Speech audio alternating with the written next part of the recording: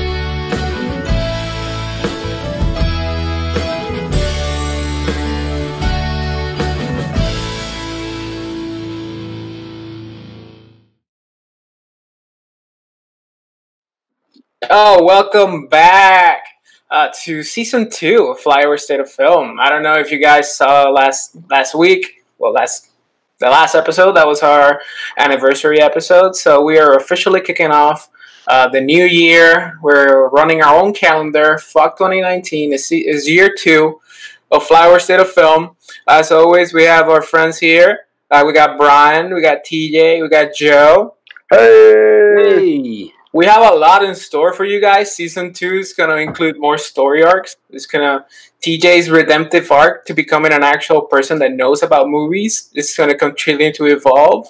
Our love-hate relationship between me and Brian will slowly dissolve his racism, maybe. And we're going to dump Joe for Laura. That's just So let's open up our beers. You just won't know what episode this from. It's going to be the mid-season finale. We're just going to kill him off. Mm-hmm. I was thinking, damn, what do we do? 26 episodes in a season? What are we, a show on the CW? Yeah, we're supernatural over here. We're a network show. No, I actually think we called like the new year a new season too. So whatever you want to deem this as. Sure. Oh, breaking news. People on the internet are being hypocrites. Oh my god. What? Oh my god. This is a very long story. It's a lot of hypocrites. So people are complaining that the reboots, that the remakes that they've been complaining before, because Hollywood doesn't have anything original, are no longer going to be exactly like the things that they're remaking. Particularly, we're talking about Mulan won't have the Mushu and the singing. People are bitching about that. God. And anytime the Joker, some Eddie Murphy out of a movie. That's good. Yeah. That's good news to me. Then you see him. He's going to be on Comedians and Coffee and Cars thing. Yeah, but I can skip that episode. I don't want to skip Mulan. This looks badass. It looks like Mulan. Hero by way of Mulan. It's going to be awesome. And I also want to say the thing of especially the hypocrite thing is, oh no, Mushu, this and that. Okay, so they recast it with a different comic voice behind it, not Eddie Murphy, because he ain't doing that shit. Yeah. And then that's the complaint then. Right, then you're in your Aladdin thing, although Aladdin's been like a low-key big hit, so everybody talked a lot of shit, but it's actually done really well. Yeah, and I've heard good things about Aladdin. But you got the thing with Lion King, the whole thing everybody's been complaining about is, it's just a shot-for-shot remake, why do you bother, why are you doing this? And then instantly, as soon as the Mulan trailer comes out, they're like, this isn't like Mulan! And also, also the fact that Beauty and the Beast, it was, and there was the whole tuberculosis thing, but no one saw Lion King yet. You don't know if it's literally shot for shot, so not necessarily we know that. So Mulan, regardless, I feel the same way a lot of people do, but that you see across Twitter is like, Lion King shot for shot. Oh, Mulan's doing something different. There's no Mushu. There's no the good-looking the guy out on the end. I didn't see Mulan. I never saw it. Well, I think the Mulan thing is there's not so many people that do hold it that grew up with it, so they'll have an easier time accepting it, and it's just like what we're hearing. And also, it's like a legit Chinese proverb, right? It's like an old story, so it's had interpretations before the animated one too. Well, so it's not like there's already a history of interpreting it in different ways. So I feel like that really should take some of the heat off of this too. But it doesn't matter. People are just looking for something to get mad about. Well, I want to talk about the mermaid in the room, and not my Ariel. No, I'm just kidding. That is just like, oh, so you're racist. Like that. I can't believe they're not making her white like real mermaids. But what I love about that is it's not like the original. Oh, you mean the Hans Christensen version? Because you were going to get that, and it got scrapped with Chloe Grace Moretz, and she couldn't have red hair. They couldn't have songs because Disney owns those particular those facets of the character. Yeah. So it's all bullshit. I mean, that's all bullshit, and I'm sure that movie's going to be a ton of fun without that. And you have to imagine they're going to go for a lot of singing because that girl just had that Halle Berry? Yeah, Halle Berry. Halle Berry is just, she's a singer. No, not Halle Bailey. Halle Bailey, sorry. She's a singer, forefront over an actress. I can't believe you guys didn't know that. I mean, I definitely didn't just hear that girl's name for the first time when this. Oh, I heard it for the first time, and then I heard another YouTube news show explain what I just explained to you. No, I'm just thinking about Halle Berry. So to wash that beautiful image off my head, how about we talk about Quentin Tarantino? You know, feet. Man. He keeps Little saying Mermaid is a foot fetish tale. Yeah, that was kind of my segue. Feet. Quentin Tarantino keeps saying that he wants to retire. And I say let him, because I'm getting pretty tired of fucking Quentin Tarantino movies. I love him. I love every single movie. Yeah, my thing is like I don't like everything I hear about Quentin Tarantino, the person, and every like interview I've watched with him and stuff. He seems like a type of dude I would fucking hate to be around. Like it would be fucking miserable. But then every time I see a trailer for his movie, I was like, damn, I want to see that movie. That looks good. He knows how to make a fucking movie. I agree that I'm not gonna like cry over if he walks away and never makes another movie. I'll be like, okay, well, there's plenty of Quentin Tarantino movies to watch, and we still have pretty decent. So like, I'm in good shape. If he wants to the last two ones were almost 7 hours. So you pretty much, a lot of content. And to be honest, I don't think he's ever reached the heights of his first four. As far as I'm concerned, his first four movies are his best movies, and he's had good work since then. But I just, just personal preference. Yeah, I put Inglourious Basterds up there. Inglourious and like Django are Django. But I agree what you're saying. But I mean, even so, putting on, I'm gonna retire about that. Like, you also takes tons of gaps in between the films he has out anyway. Like, so we're gonna get this Star Trek movie, and then like one more after that, I think. Right, and does the Star Trek movie even count? Is he talking about, I'm only going to do 10 original movies, or is he like, No, he's an asshole about that, because he's like, I'm only going to do 10 ever. But he's not counting the ones he's written, he's not counting the segments, and he's not counting the short movies either. So he's like, he can still do all how old man directors are. He'll, in 10 years, 15 years, if he feels like he's getting forgotten, if he feels like his movies aren't getting talked about enough, he'll make another one. Because he can't help themselves.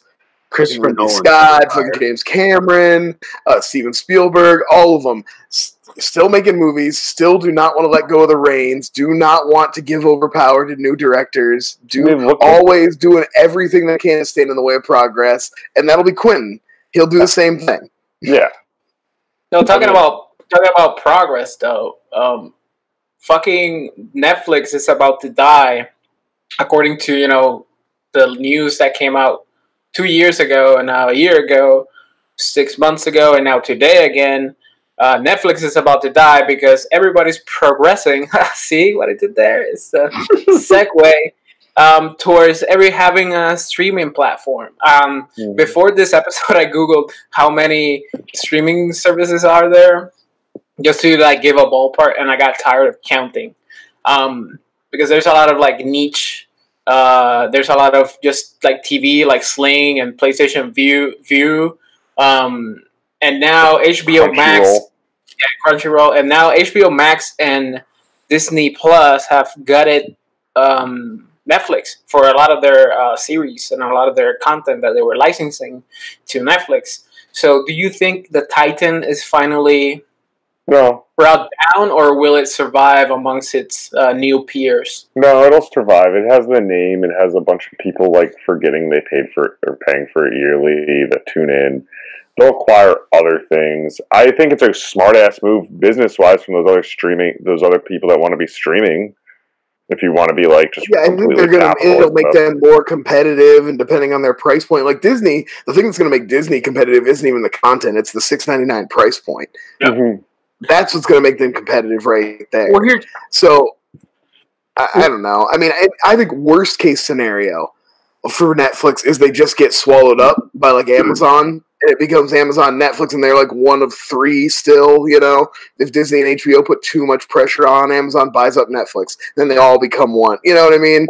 I just don't think. I was going to say, not to mention, I preferred their new stuff anyway. Their original stuff. well, yeah. There's the subscriptions and the subscription devices with the paywall, but then there's also the free ones that you get these movies that if you just listen and watch maybe 2 or 3 ads throughout the movie, like Vudu has that, Tubi has that. How many of those ones that are free across the board get affected with how many movies get taken away?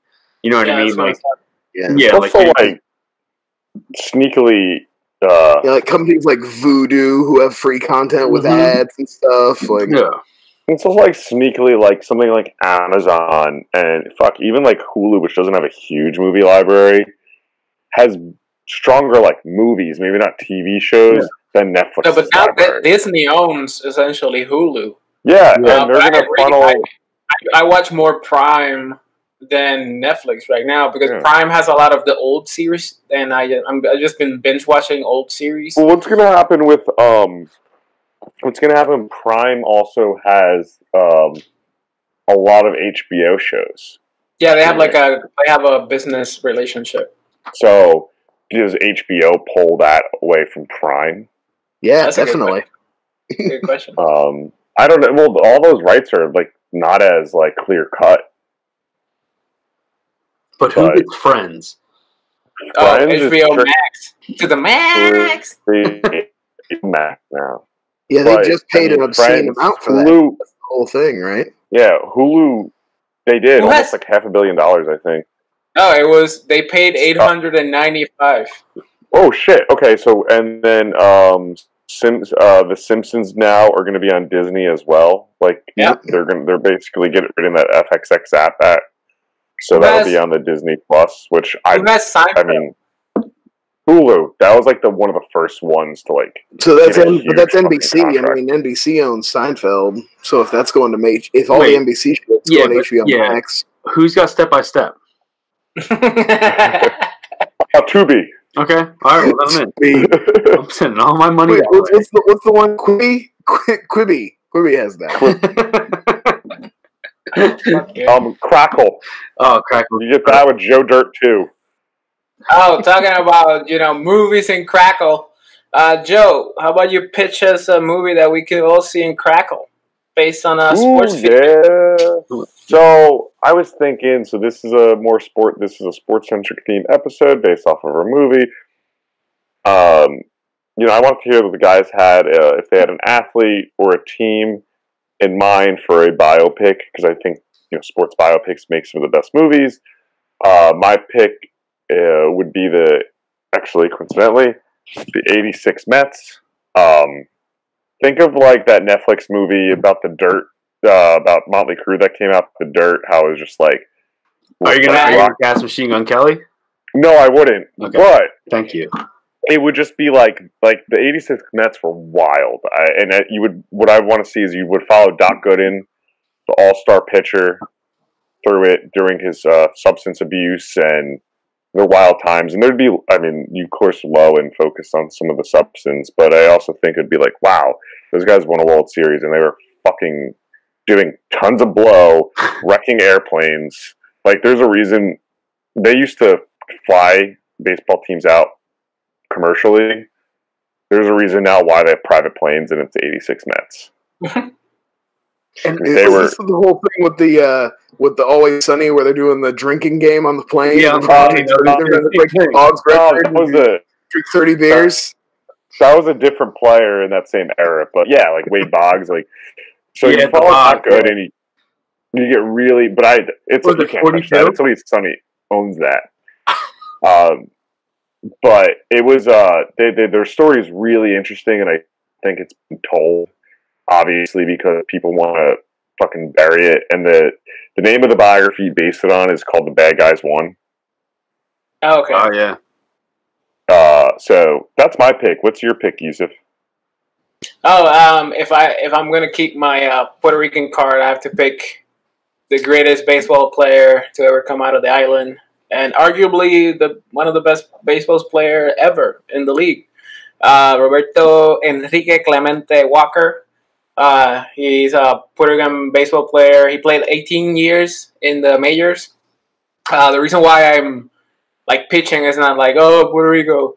It's like he legit broke barriers. He's considered like the Latino Jackie Robinson. Mm-hmm. He faced a lot of racism, a lot of barriers on top of Jackie because Jackie at least could speak English. Like Roberto in the beginning couldn't even communicate. Stop fucking with me. He was born super poor. Like we can do the rags to riches story, but he also has like a very tragic ending. Like he grew up cutting cane in the island with his dad. He was a U.S. Marine. Oh, yeah, he played in Brooklyn in the 50s, so you can do like New York in the 50s and all that jazz. You can also do when he won the World Series. Like he was the first MVP, first World Series champ, Puerto Rican, Latino, everything. But he also died on a plane crash. He was very into giving back to the community because he grew up like poor. So there was an earthquake in Nicaragua, and he was flying a plane to Nicaragua to give like relief, and it crashed in the ocean right next to Puerto Rico. His body was never recovered. Blah blah blah. Like so, either we can end with him being inducted. Like because of him, they changed the rules. So if you die after you retire, you can be automatically inducted into the Hall of Fame if you qualify. Yeah. Post-mortem, we can either end the movie there, like him becoming a Hall of Fame post-mortem, or we can end with the first recipient of the Roberto Clemente Award, which is like they give it to the player that is super charitable and is also a badass at baseball, and they give that out every year in the league. So I think it would be like a fucking badass story because do you know the first recipient? Oh, not on the blast or anything. I just want to know if you knew. No. Yeah, I don't know. That could be actually an awesome ending to that, just like in the first recipient of that award. I'm looking it up. Yeah, like that would be such a great ending to that, and then also like a shout out to him, obviously over a great storyline. First player ever was Willie Mays. Oh wow! Yeah, that's pretty perfect. Yeah, and my man Curtis Granderson won that too. So, yeah, and he also has like a distinction to be the only player. I think is the first and only player to have a in-ball grand slam. Like he actually in the park. Yeah. So it's fucking crazy. Do you and Joe have people that you would play these characters? No, Doc. I would want an unknown. Oh, okay. Yeah, for Doc, I'd do an unknown. Yeah. Highlight an unknown, like African American actor. Let them shine, kind of like a straight out of Compton casting. And then obviously, I feel like you could find like a cool like someone who's somewhat popular to be like one of the other ball players in the ball club, but not a focus. Yeah. Because you got to round out a whole roster. And they're all kind of names from that '86 team, at least in New York. They are. So you could get some fun guy to play Keith Hernandez.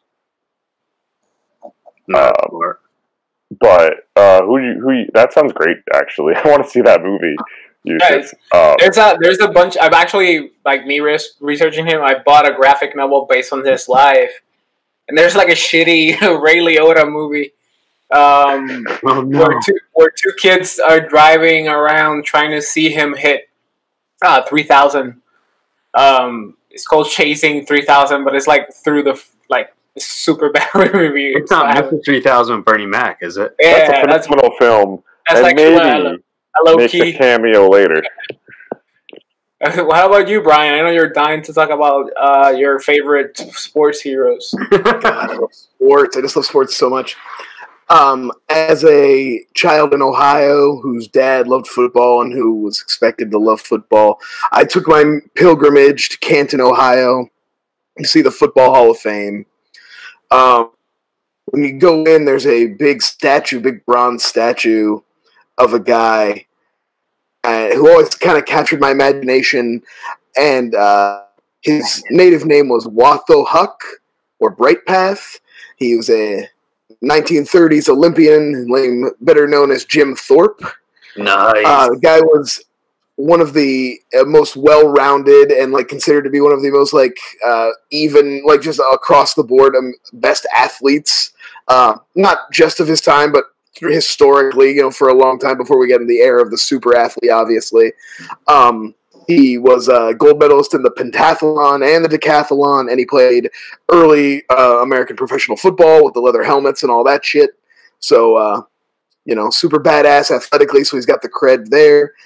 Where I think you can get the good story is not the fact that obviously he was a Native American. He was, you have that element to bring to it. But also, it was a very kind of Shoeless Joe Jackson kind of thing, where he had his Olympic medal stripped from him because it was found out that he got paid to play some football or do some sport events before he was in the Olympics, which violated their amateur rules, and they used that to strip him of his titles. And it wasn't until 30 years after his death that he was able to, that they, reinstated his gold medals and he got the recognition he deserved and everything. So I just think, there's a lot of meat on that bone, personally. I think there's plenty of story to tell there. I think it's a really interesting story, and, one that's fallen probably. It was something that I heard about as a kid, but I don't know how well known it is and stuff like that. So that's where I went. I didn't know about it. That sounds. I think that could really captivate. Well, Jim Thorpe is probably most kids my age who played Pop Warner. The first cleat you ever get is an Adidas Jim Thorpe. It's the most original, classic, rubber cleated football cleat you'll ever wear. But that's the ones you just know because they're just called the Jim Thorpes. And they're high ankle. I know Jim Thorpe. There's a town in Pennsylvania called Jim Thorpe too. Yeah. Yep. That makes sense. So, how about you, probably named after him. Yeah. So, TA, you're not a big sports guy, but muster up something for us, man. Don't pull a muscle. No, it is a weird one, actually, because my story has two things coincidental with yours and Joe's. But I'm doing a double. No, I'm doing a double. My stepfather actually grew up married to a woman whose brother was Brad McCrimmon, who played for the Red Wings, the Boston Bruins, the Philadelphia Flyers, and they actually had a great relationship with him and Bob Probert, which most people, anyone who watches NHL or knows anything about the NHL, Bob Probert was probably the quintessential goon, the guy that protected so many stars across the board in the day. And these two, Brad McCrimmon, who was the complete opposite of him, who was a small, quiet guy, always a captain, star defenseman of the NHL across the board, was a journeyman. He played on so many different teams, and it's so hard to say his name. Bob Probert was just the goon for the Red Wings for a while and a couple other teams. But those two relationships coming together, and there'd be stories of I'd hear them drinking 4 a.m, doing lines, doing this, having a good time, then going and playing double headers.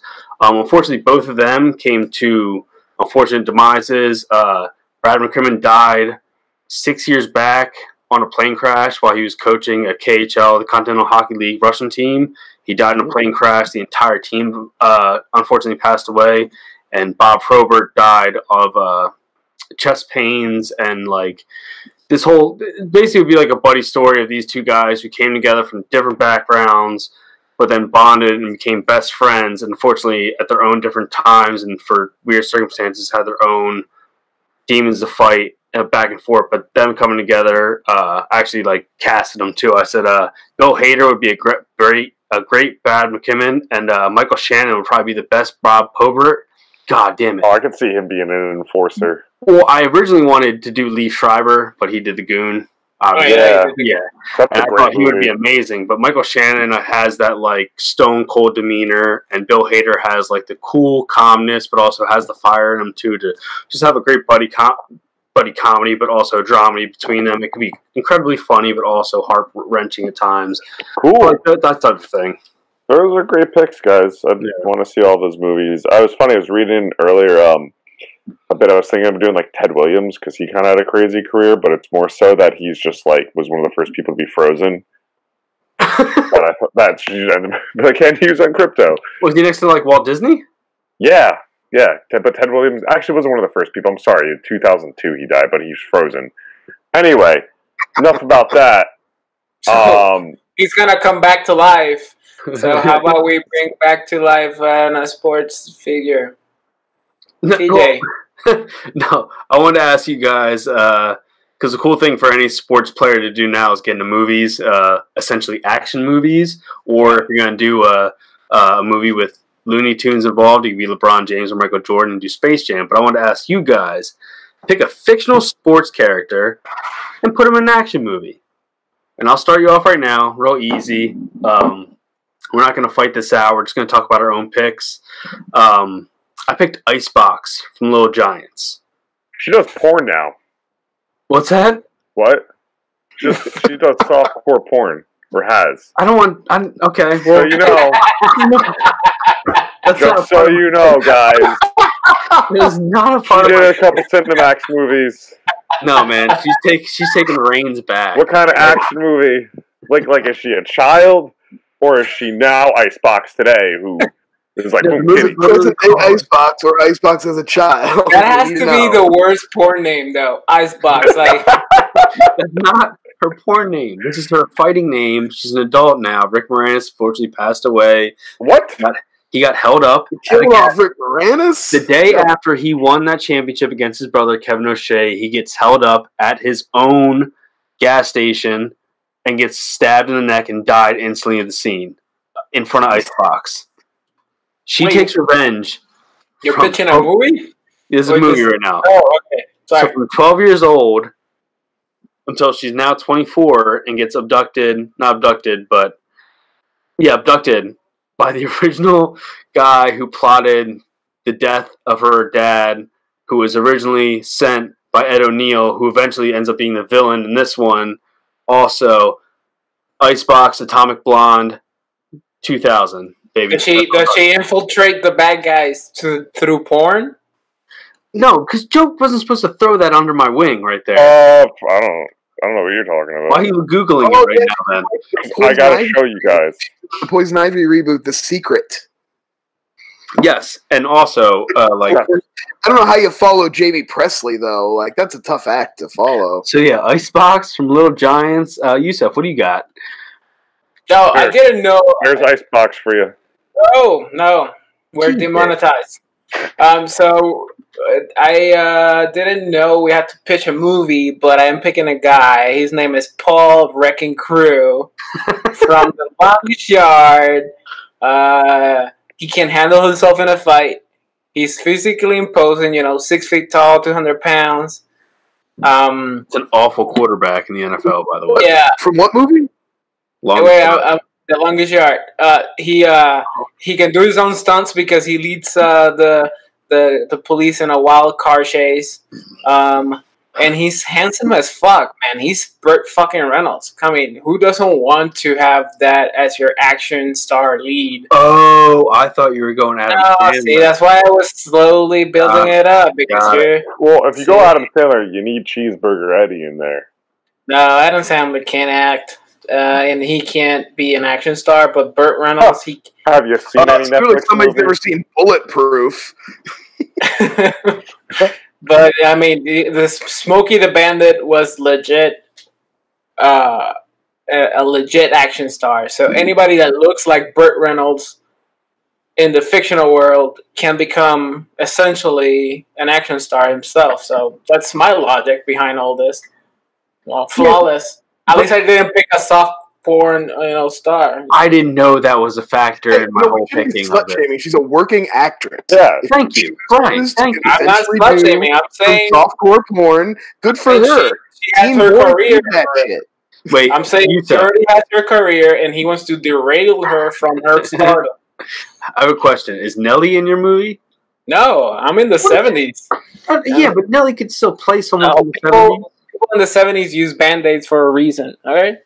Whoa. Not for decorative purposes. Whoa, man. I'll tell you, we're going to go with number 16, Shane Falco from The Replacements. Oh. Are you moving on your pick now? Oh, sorry. He already picked. I mean, that's Keanu. He is an action star. I mean, Yeah, but Shane Falco isn't. He's also not a good Hey, NFL he's starting called quarterback. Johnny Utah. Yeah, I mean, I like that movie, and I forgot to mention it last week. You all should have watched The Replacements. Didn't Nick? You want to see 3 movies? Yeah, didn't Nick Cage play a fucking sports star? Some movie you could have picked. No, he hasn't. There's no way he hasn't played in a. You got LL Cool J and Jamie Foxx in Any Given Sunday. Oh yeah, good job. And also, I thought that was Orlando Jones doing a dual role. No, Orlando Joneses actually. I think in season 2 we should retire the Orlando Joneses. Is it because you invented it? and not in the way you wanted to? What? What about you, Brian? Oh, okay. So I was trying to think. I was like, in this era of the shared universes, and everybody needs a superpower. Even Fast and the Furious, Hobbs and Shaw is getting into superpowers now. So the only person you can pick is Henry Rowan Gardner from Rookie of the Year. Nice. That was going to be my pick. That aren't, he can just be laying people out with like lightning ass punches and super like stretchy, super like tight arm, just drilling people. You can find all sorts of like he can use it. He could be like hanging off a ledge and then like use it to like propel himself up, and, like jump up a building or something. Yeah, but the second, all sorts of things that you could use that super tight tendon. Yeah, but did his body like normal out when he got older? Because it definitely got older. No, he tripped on a baseball and it went back to normal. It went back to normal. He like injured himself back. Okay. So what you're telling me is you want to go with the kid from Angels in the Outfield, where you're just hallucinating, and it's the Sixth Sense. That kid has never played a sport in his life. He's got a legit superpower. So in the final battle, what happens when the bad guy just cuts his arm off? Then he That's when he has to find that the real power was in him all the time. So the other arm gets activated. Right. No. All of a sudden, the other arm, he actually the tendon jumps across, and he has double tendon strength in the arm that exists now. Obviously, you guys have never watched Rookie of the Year, because obviously, if that happens, he just floats it, and he strikes out the biggest hitter in the MLB. Well, he's fighting a guy with a sword in my made-up scenario, though. Isn't that guy on the Mets too, Joe? Uh-huh. Yeah. Yep. Of course it is. It's a guy with like this. Even in the movies, they can't win. Nope. So good. Nope, we can't. We're the worst. So, anyway. But I bet the Mets would look amazing in a movie, even though they suck in real life. Brian, what is your topic about things that look amazing in movies, but they suck in real life? That high energy transfer to me, look at it, the way he chest passed me that like a pro. Jesus. So anyway, I was thinking about movies. I was thinking about how movies always look, or sports always look a lot better in movies, a lot more interesting, a lot more fun. So I just wanted to talk about, what sport do you think has the biggest discrepancy between how it looks in movies and what it's actually like to watch it? Now, we all know that I'm not the sports guy, and I could have picked I'm not going to pick the one you guys probably think I am, because of how much I hate that Joe makes it show up in my Twitter timeline so much. But is it just Joe? It wasn't just Joe. It's Joe and Mundy and fucking. There's so many people. It's just just that time of year, man. You guys kill me. I got so much shit to scroll past. This is my finger. Oh, it hurts from all the scrolling. It's really tedious. Can't believe you muted me on Twitter. I actually liked until a better version came along, and that is boxing. I used to love a good boxing movie, and I still enjoy the sport of boxing, the sweet science, but man, in a boxing movie, no, every single punch is a haymaker, every punch lands flush, everything's so glorious and brutal. Every fighter, no matter what size they are, is a heavyweight for some reason. Yeah. Even in Creed, they tried to be slightly realistic in the first one and make him middleweight, and then when they go to Creed 2, he's just a heavyweight for no reason. It's like, now they're the heavyweights. I guess. Spoilers. The weight class makes no sense in any Rocky movie.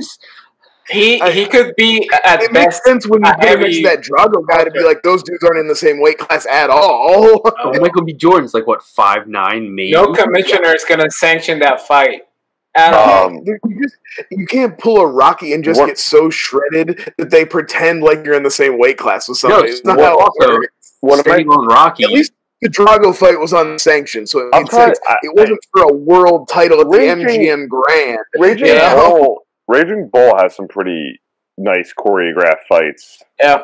You know what has a great choreographed fight? Even the good choreograph and the nice fights, they still always look better and more exciting, and fighters can take more punishment. In a real fight, if a heavyweight boxer lands a punch as flush as Rocky lands every 3 minutes, or he gets hit with every 3 minutes, that's it. That's the end of the fight. There's no more. If Rocky took that many straight jabs from a heavyweight like he does in every film for the first 10 minutes, 5 would be real. He takes hooks. I mean, Rocky just takes punches. Gladiator. If anyone's ever seen a Cuba Gooding Jr. movie, Gladiator has actually some of the best boxing in it around, and that was 91, 90, even late 80s.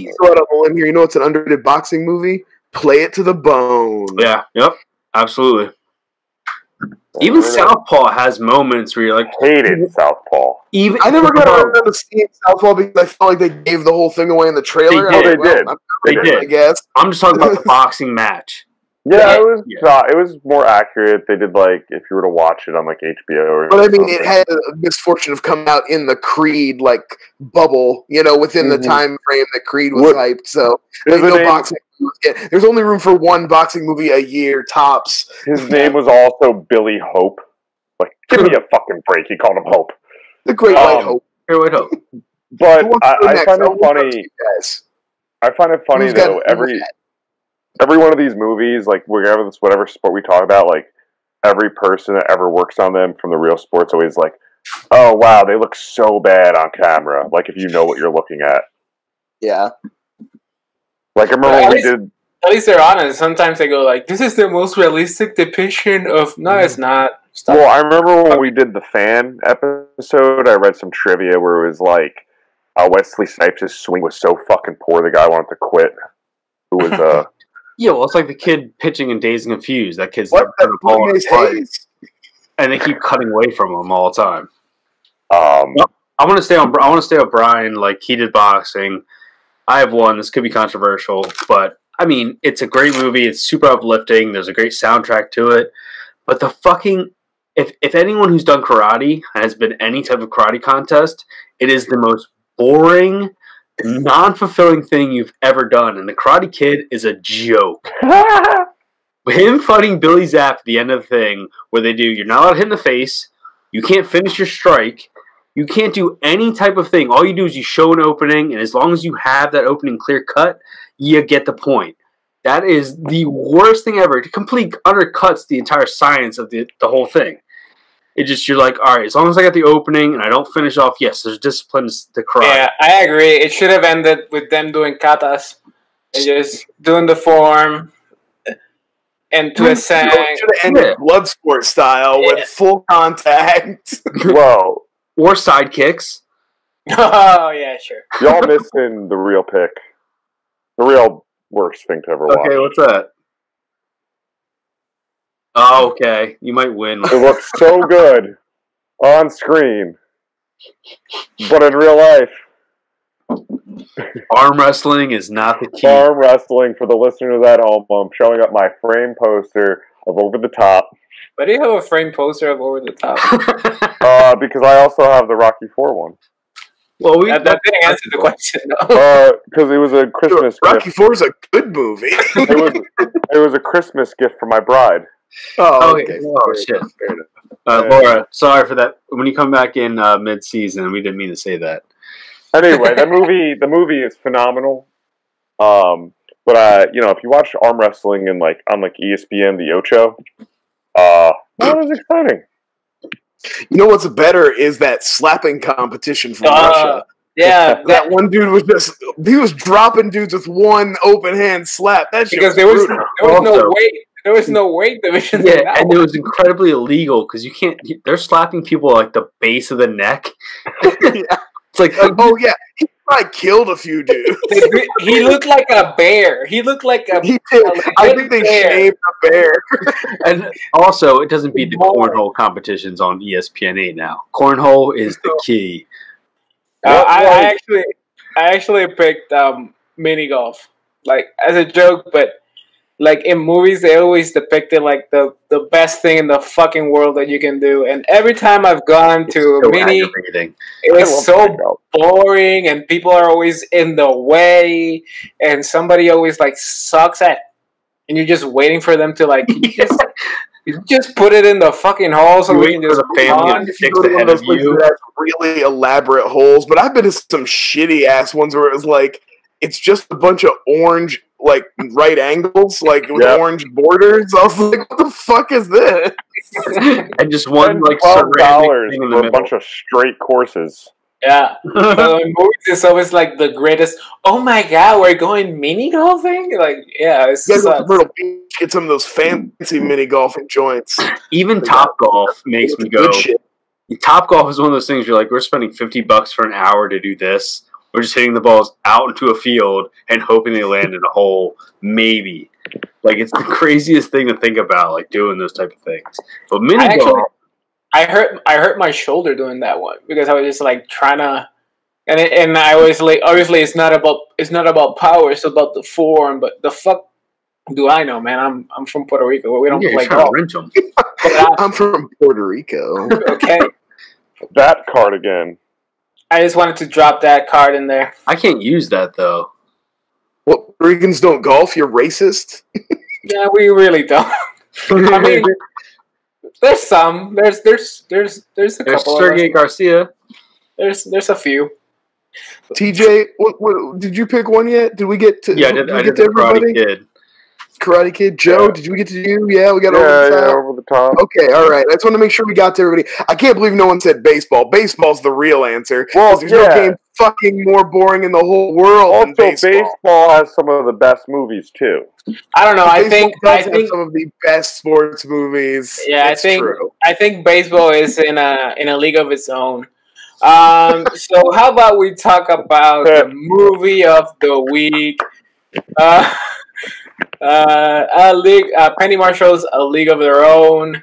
Last week I told the guys, fucking icon Penny Marshall.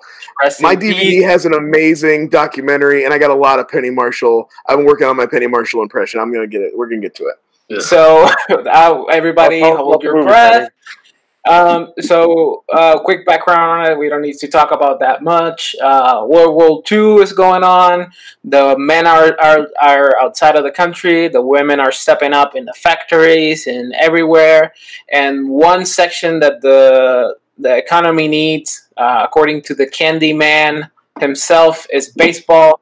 So he decides to form a league of women, a 4-team league. I had to get myself into the headspace. I was like, try to remember there's not a lot of options for things to watch because I couldn't wrap my head around a world where people were like, no, I need baseball. Baseball can't go away. I mean, we need to have it for the fucking country. It was America's pastime. Now it's concussions. Well, I mean, NFL. The form a 4-team league. Our vehicle into this world is Gina Davis as Dottie and her sister, and I'm blanking on the actress name. Sorry, Kit. And thank you, Brian. So they play softball for fun. They get scouted. And they get dropped into a team. character in the movie. Yeah, we're gonna get to fucking Lovitz. We're gonna get to Lovitz and his mustache. So good. The manager is a drunk former baseball player in Tom Hanks, and even though the movie's about baseball and women's rights and equality and the World War and how women stood up, it's really about this sibling rivalry between the older sister that has the perfect life on the outside, is married, beautiful, tall, and is the greatest baseball player in the league, versus this little sister that is not as pretty. I have a thesis here not that as tall. It's not a rivalry. That Gina Davis's whole deal is just to support Kit and take care of her and help her. Yeah, but in the eyes of the kid, it's framed in the movie as a rivalry. But if you actually watch it, you just take into account the things that Gina Davis actually does. She's always pushing for I agree, but the rivalry is from Kit's side. Kit sees it as most younger siblings. Yeah. And then the World Series happens. It's Gina Davis. I mean, come on. And we have in the ending, in the beginning and the ending, the world's greatest casting agent. In that they cast older actresses to play the younger Gina Davis and the younger kid. And to the point that you're like doubting yourself. You're like, makeup. For years, I thought it was old lady. It was Gina Davis and old lady makeup. I was convinced. So that was now you guys know this is the first time I ever saw this movie. The very first thing I said to you guys, there was welcome to the podcast. TJ watches first. Yeah, first time I ever saw League of Their Own. As soon as the movie started, the first thing I messaged you guys, I really thought that was Gina Davis in makeup because the voiceover was so good and the actress doing it looked like Gina Davis enough to where you kind of that looks like, 90s makeup back in the day. But also, I was like, wait, that's no way that's Gina Davis. So it's very good. It's like, that's what so she would look like. And at the end, the wraparound, which I love that this movie does the whole Dewey Cox needs to think about his whole life before he plays. I love that. But yeah, the wraparound, they did a great job with all the casting of all the older ladies. The older Madonna and the older Rosie O'Donnell are perfect. They're really great. It's such a nice epilogue. Might as well throw out those. It has a great cast. Rosie, Madonna, Gina Davis, Tom Hanks is incredible in this movie. Bill He's hilarious. Sneaks in there even. Bill Pullman. So weird. John Lovitz, and in a small cameo by an unknown Téa Leoni. Yeah, who is that? I was like, I know her from Jurassic Park 3, I think. I know her from Divorcing David Duchovny, I think. What did you guys think of the greatest film we've ever picked? I mean, did you like it? That's a tough call. This is definitely the best, as far as I'm concerned, the best sports movie ever made. And comedy. It's very funny too. It does it hits all the cliched notes, but it does them very well. You're right, it nails the comedy. The balance of comedy and drama in it is really good. There are some dramatic moments, there are some emotional moments. There's the relationship between Gina Davis and Kit is played really well. I won't talk too much yet. I'll let TJ. I want to hear what TJ has to say as a first-time watcher. The one scene that made me crack up is the very first introduction of Jimmy Dugan to the team, where they're doing the whole setup, where she's like, "This is Jimmy's card. This is my husband's card. If anything happens to this, thank goodness you didn't have to deal with that, right, guys? Woo!" He walks in, hits the urinal, which is shared with all the women in the room, and just lets go the best piss of all time to Madonna, who also is probably one of the best in this film, grabs a watch and just starts timing it, and she has no shyness to it. Movie too, best acting performance. Maybe. I would have you don't think Evita? You don't think Evita's phenomenal? No, maybe crazy. That's about it. I think it's very good because it's very natural. It doesn't feel like it's almost like she's her. It doesn't feel like Madonna is playing nothing other than just her. Like she's just like it felt very natural, and the pairing between her and Rosie it was legit good. And I was gonna say it's cool because it definitely contrasts. This movie is the impetus for all that too. Yeah. Like as far as their friendship, like Madonna and Rosie O'Donnell are like famously friends. Rosie O'Donnell and Penny Marshall famously went on to be friends for a long time. Even did like Kmart commercials together and shit. And all that starts at this movie. There's tons of duos, like tons of duos that come together because you got like Kit, Gina, Rosie, Madonna. Well, there was originally Gina and Tom Hanks are awesome. They're Madonna. One of the funniest scenes I was going to say too also is Madonna teaching one of the most intriguing scenes. Yeah, that's so good. Is the first time that you meet when they're doing the teams and the woman can't read her name on the thing. Yeah. And she gets so good, but then you get Madonna teaching her to read from a porn book. I wanted to talk about that moment real quick. I love that when they all run up to see who made the team, and Gina Davis stays back. She doesn't even go up to look. And you might be like, "Oh, that's because she knows she's so good. She's made it. She doesn't care." But it's like, no, it doesn't matter. She doesn't care if she gets on a team or not.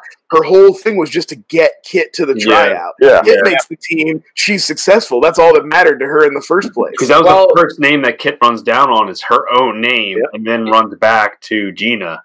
So let's circle back then. Why Kit wasn't going to go into the league is because she is not as pretty as Gina, and they were building a league of sexy, pretty women. Well, also, John Lovitz didn't really get to see her play because she was off. She's a pitcher, and she didn't pitch the game he watched because she'd pitched the day before. So there was that too. There's that element of it too. Yeah, but I love the bit of like. Yeah, go like ahead. the video they have of like that's what I wanted to I'm so sorry. No, you're good. Go ahead. Tell me. No, it's just such a funny break in the movie of like this is what's going on, and there's her kid sister. Yeah, they do like a newsreel, right? Yeah. Yeah, it's such a good like film. Yeah, they're doing their makeup and they're doing the girl serving tea on the fucking. And then they suddenly show the quote unquote ugly one like super far away. Marla Hooch. Like there's Marla. My wife even pointed out not only is she super far away, she's wearing a catcher's mask too. They have her standing, but they put a catcher's mask on her also. Yeah, she's so a fucking stud second baseman, I think. She's the one. She's like the best hitter on the team, and she's the one who beats a dude in a bar and bails on him in the first season, and like it misses the end of the year. Well, she's the one who gets Tom Hanks to finally like react and go like, "What are you doing? You're making our best hitter." Like he's like, "Just swing away." And they have that back and forth. I think he's good in the movie, but that's when he becomes one of the best characters in the movie is when he starts to engage, and that's his funny banter with him. I was watching it this time, and I was like, you have to have Tom Hanks play this role because no other actor could be as irredeemable as him in the first half, and you still think he's a good guy. Because he never does anything specifically special to be a good guy, aside from being a better coach. He just starts taking an interest. But he's never like a better man through the movie, basically. Yeah. But that's what I want to... But just because he uses Tom Hanks' charisma... You just are like, yes, he's likable now. Oh, he's a good guy again. That's what I want to buy into it here. Watching it this time. Also, I was thinking this movie was made by the filmmaker at the perfect time with the perfect cast. Like its tone, everything hits. Yeah, like, I think you make this movie with the 2019 mentality. It is 1,000 times different. You have to get like. Into every little nook and cranny of you can't have fun in the movie. It has to be like, I'm going to make you feel bad about not letting women play baseball. Yeah. Talking about how good the cast is, Penny Marshall started out by casting this movie. She was like, they have to be able to play. We don't have enough people to double everyone. We can't have stunt people out here all the time. So I'm only looking at actors who can either play or are trainable. And so Lori Petty already had a background in athletics. Rosie already had a background in softball. Madonna was a dancer, so she was trainable to do like athletic that dancing scene too. That dance scene is like super out of nowhere, and it's incredible. Like legit Also, great. I love that little kid who hits on Gina Davis. Like, shoot your shot, my man. Go Dude, for it. no, wait, so I had funny. that. I wrote that down. What the fuck? Is there like a huge scene that they cut out? Well, there's a 4-hour cut of this movie where you get almost every woman had a backstory and was like shot. Okay. I like that. Obviously, you're never gonna get that release, but like 4-hour cut is probably the assembly cut. But she filmed like a bunch of shit. Yeah, but that kid comes out of nowhere and then he hits on Drops her Gina off. Davis. Yeah. I'll That's tell you what, hilarious. speaking of the You're kids, in a car with Gina Davis. You got to go for it. Yeah, man, I know. You're never going to get another chance at that. speaking of little kids, I love what's his name, Billy. In it. You stink. You Well, stink. still a lame. Still, I think it's so funny, and actually, I get like choked up at the end when he's like, mom passed, And he's, that's like, also standing in front perfect of it. casting, too. Like, The the guy from Porky's. Yeah. The Enemy. talking is good, but when he's standing by, because she has the big cutout right when they first walk into the Hall of Fame, and like the scene where he's standing there looking at it, and somebody wants to take his picture, and he kind of like puts on the little smile for the picture, and then he goes back to look at it. That's what got me. I was like, he did some subtle stuff there. He really put a little bit of effort into that role. It's really good. Yeah, it was great casting by him. I was like, oh, Teen Wolf guy. It's such a great, it's a great movie. Like, who cares of your historical accuracy of anything? It's a good movie. Well, I didn't know like Joe DiMaggio and those type of players actually went to the war. I don't know. Yeah, plenty of them. Yeah. I mean, some people got drafted, some people like volunteered, you know. Yeah, that's earlier. when, Can you imagine professional athletes volunteering now? Be like, I'm going to take some years out of my prime and go possibly get killed. Well, earlier in the episode, I had mentioned I did a little reading for our biopic round about Ted Williams, and it was like the baseball's like only like 400 hitter left to go to war, and then immediately like 3 years later picked up exactly where he left off, hitting that same could have just been killed. Yeah. You know what I want to talk about? Recently, who came back, the Korean zombie who like had to go. Yeah. He's been gone a couple of years because he had to do his like mandatory service in the Korean army. Then he got knocked out by a Mexican. Yeah. I want to talk about like the uncomfortable like realization of like this film. If this was today, it would literally be like the Lingerie Football League, because you have to like like when you catch a foul ball to get a kiss. Or like the weird things like that to bring. Well, they kind of did with like Gina Davis doing the split. Yeah, just get some type of like attention on them. Like, imagine if that came out today and the things they'd have to go through to get some type of attention. Well, like that's speaking of Lingerie Football League, you're like, that's insane. Like these women could actually play football, but they put them in thongs. Like fucking just let them be in pads. I follow that. But they are technically in pads.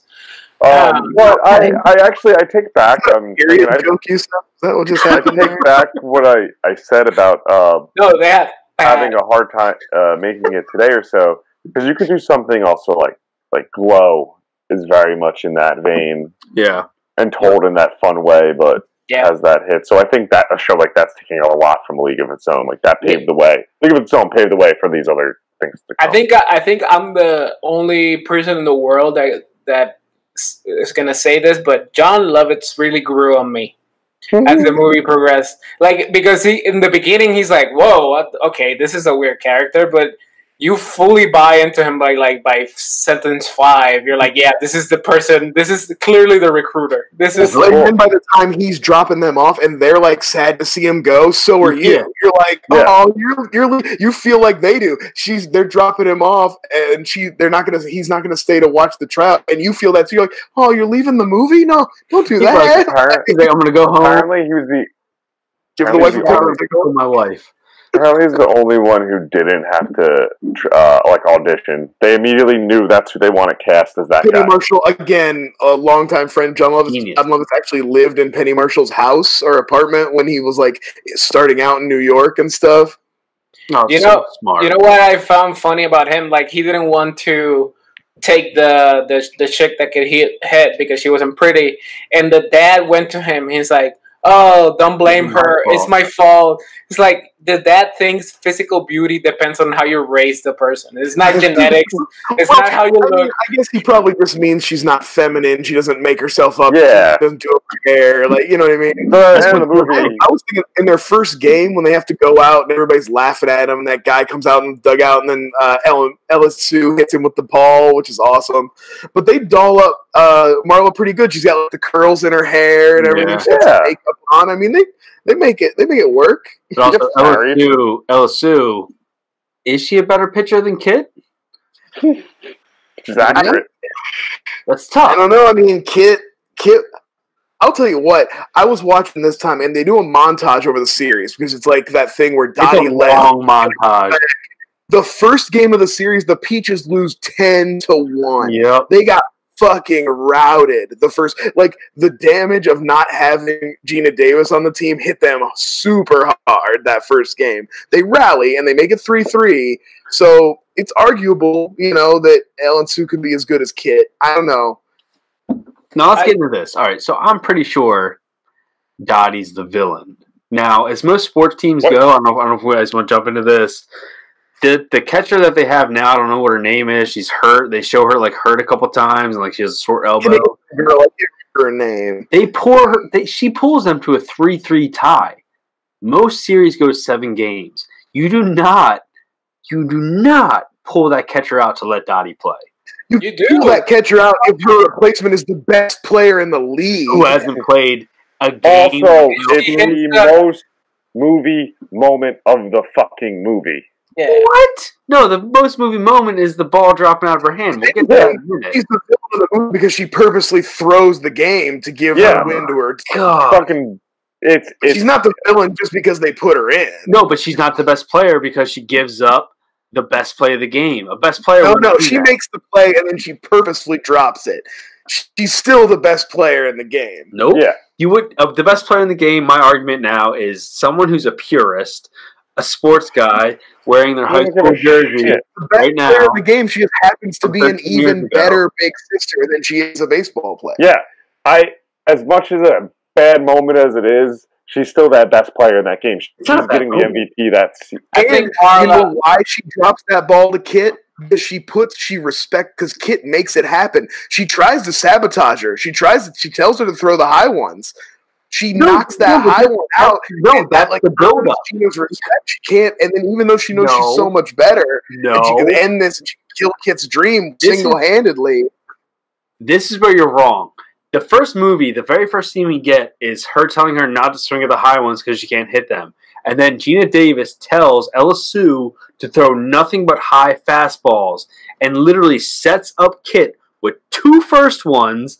And then Kit obviously realizes, she told her to throw high fastballs. And then continues to hit on the high fastball. It was, first of all, we go through this movie. Now, this is my biggest bugaboo with this movie, which is my first time. She gets 3 tries. She gets 2 strikes and she hits the 3rd one. But she's probably missed high fast ones. Gina Davis has known her whole life. That might be the first high fastball she's ever hit. But she likes the high ones, though.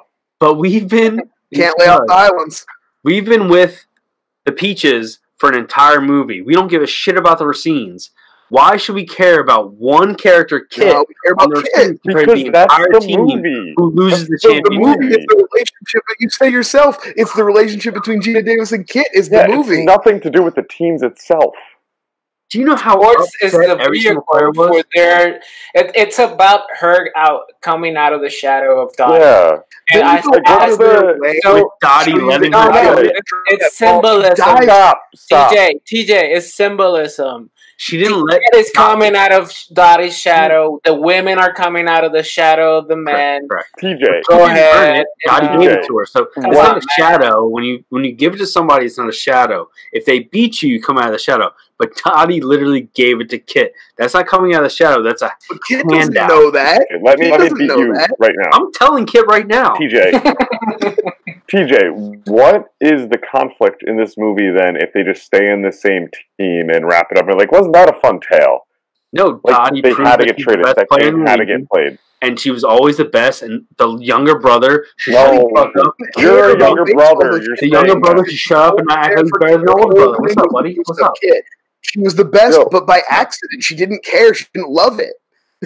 I mean, it got personal for me at that point. Yo, I'm a younger brother, and I don't even think that way. What you're saying? We met your older brother. Bringing more into like.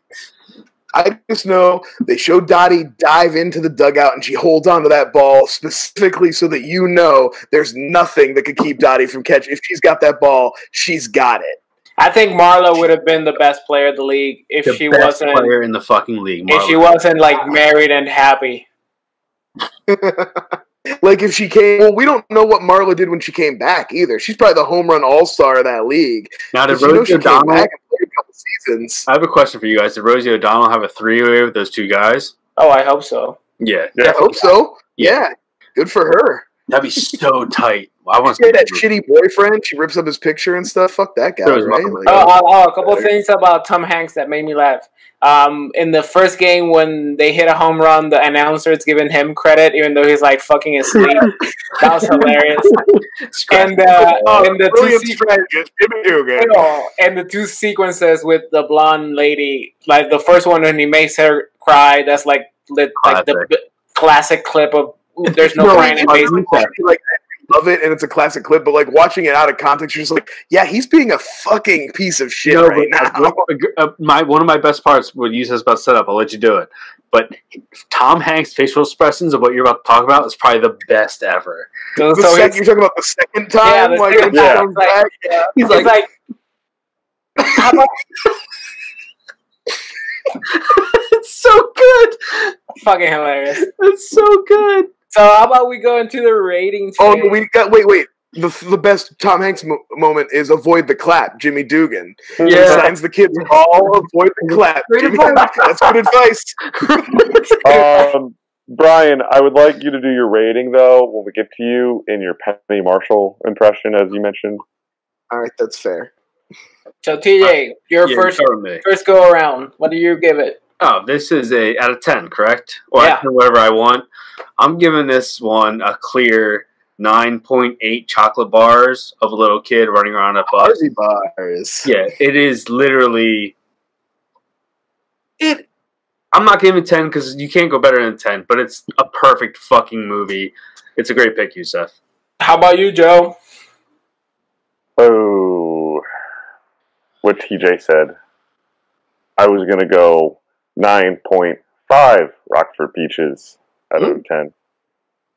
How about you, Penny Marshall? I don't know what you guys are talking about. This is a perfect movie. I would have cast everybody off the thing. I said to Rosie, I said, I need somebody to jump in the stands and to come out with a hot dog in her mouth. She said, I'll do it. She was the only one who could understand me. She was the only one who could tell what I was saying. So she's in the movie all the time because she kept volunteering for shit. But I think you guys are crazy. I think I'm an icon. I made big, and then I fucking made this movie. I kicked ass all the time, and I'm a best Marshall. Gary Marshall's okay, but I'm an even better Marshall. So good. I'll give it a 9 tobacco covered chews out of 10. All right. I think this is now our highest rated movie, even above Desperado and Drunken Master. It's now right. So next, so thank God we had, this week. Everybody's happy. Everybody's laughing. Cleanse the palate. Everybody enjoyed their time. So TJ, what are we gonna watch next week? I had a couple picks. I had a few. I decided to stray away from them. I'm gonna let them fly. I'll pick them up another time. One of my most anticipated movies of this summer is Crawl. Anyone doesn't know about? It's about alligators and crocodiles in Florida. So I'm going to take us back. I'm taking us back to one of the first creature films I've ever watched. We're going to 1980, and we're watching Alligator. That's what we're watching. I don't know who directed it. I don't know who's fucking in it. All I know is someone fucking puts an alligator into a toilet, flushes it, it turns into a giant mutant, and starts murdering people. And also, it's the first fucking kid death I've ever saw in a film. We'll talk about it in 2 weeks. But you got making such a challenge for Joe to scrounge up these movies for us. Yeah. I thought you were going to pick Lake Placid. was No, like, not easy. like- I know. I was rooting for Lake Platte too. So I thought give me he- that dirty mouth Betty White performance. Give me that was my favorite. Oliver Platt vehicle. I thought he was This is going where for I had a Anaconda. ticket. You had to suck it. I'm going Alligator. I'm going 1980s, boys. I'm going. Oh, God. I could give you two because there's two of them. There's Alligator 1 and Alligator 2. But I'm just giving you Alligator because I'm not going to make you do that. Let's see. I'm glad we're gonna ride that content wave of everybody wanting to see Alligator. And I want So, everybody to know. Oh yeah, Crawl's gonna be the hit of summer. We're just gonna ride that content. You could straight up watch it on YouTube. There you go. Yeah, movies like that from that old, you can normally get at YouTube for free. So where can the people find you, TJ? You guys are on Flyover State of Film YouTube right now. You guys can find us on Spotify, iTunes, I believe, and a couple other things you find podcasts on. And yeah, I'm at TJ Dex on Twitter, guys. How about you, Joe? You can find me on the DVD bunker talking the Long Kiss Night with Gina Davis. Full on episode about that. What's your Twitter? Chandango, what's up, Brian? Hercules. At Hercules. You can find me on Twitter at Hercules. You can find a DVD bunker. You're searching on your podcast apps or whatever. I did an episode with each one of these guys. They're okay, but yeah, the one about the Long Kiss Goodnight was pretty good. Zodiac. I really liked it. It's a good movie. I need to do another episode because the guy I picked is a douche. So you can find me on Twitter, destroying these guys on every single poll we put out. I'm the sexiest. I'm the best at picking movies. I'm tied for the best Puerto Rican, even though I'm the only Puerto Rican there. Safe bets. He picks all time, people's favorites. He just, he's safe. Just People like will like me one day. You're such Win the white matches, take chances. Hey, we're tied. Why I love movies. Yeah, you have 20 accounts on Twitter. So fucking doesn't mean anything. So Yeah, why I and love movies. people who follow you also like the Mets, so who gives a fuck what they think, right?